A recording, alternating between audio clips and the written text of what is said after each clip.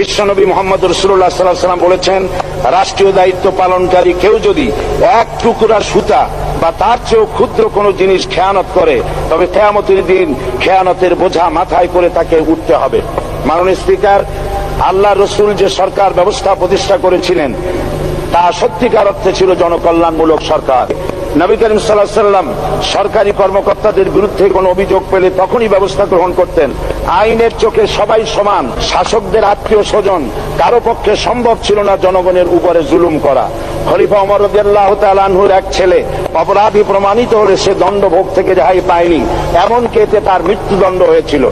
আবার খলিফা নিজেকে আইনের ঊর্ধ্বে মনে করতেন না, তাই বর্ম চুরির ঘটনা আলী রাদিয়াল্লাহু তাআলা আনহু কাজীর দরবারে সাধারণ ফরিয়াদির মতো উপস্থিত হন।